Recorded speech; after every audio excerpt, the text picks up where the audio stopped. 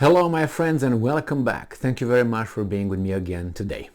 Well, it seems like the Russians are conducting a few offensive operations.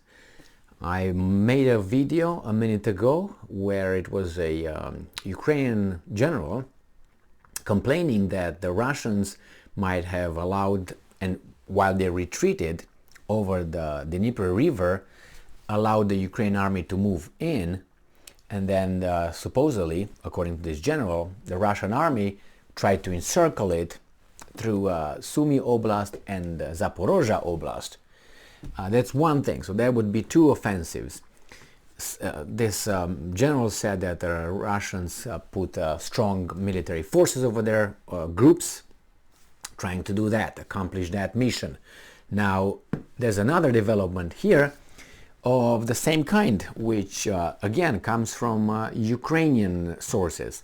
And if Ukrainians are telling us about the Russian possible successes or these operations, that tells me that probably those operations are already ongoing and very successful. Otherwise they would say, well, nothing happens over there. But if they have to mention that, it's probably way more advanced than they report. In this case, this article comes from today, from November 4th, from Ukrainska Pravda. This is the title. Russians are trying to break through defenses of Ukrainian army near Svatove-Kreminna. They're trying. Probably they already did, but they just give us the first piece of information, not to scare the lemmings, the below 86 IQ group that supports this kind of things.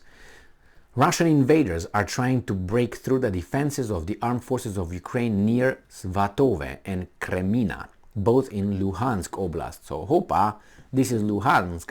It was Sumi and it was Zaporizhya. Now is Luhansk. More than two. Very interesting. Serhiy Haidai, the head of the Luhansk Oblast military administration, on Telegram said, and I'm quoting, "The Russians are trying to break through our defenses near Svatove-Kreminna. The soil in the Luhansk region is strewn with the bodies of dead orcs, Russians. Each time during attacks the Russians sent up to a platoon of their soldiers for reconnaissance in which they cannot survive. They die and then others go next, then again and again." So the Russians are trying to advance, according to Serhiy. Details. The Ukrainian statesman also said that the Russians do not take the bodies of their dead. Haidai added that the shelling of liberated state settlements continues, so it is dangerous for civilians to return to their homes there. In addition, villages and towns are not cleared of mines yet, and they are swarming with exploded shells. The evacuation of residents continues. On October 28th, Haidai announced that the Svatove-Kreminna highway was almost under the control of the armed forces of Ukraine. What happened from 28th to the 4th? But he urged civilians to wait for information from the general staff. So this would be the third attempt. The third oblast where the Russians are conducting operations, offensive operations, not only shelling, and this is the Luhansk, and the other ones were Sumi and Zaporizhya. If you remember, it was there were those two areas.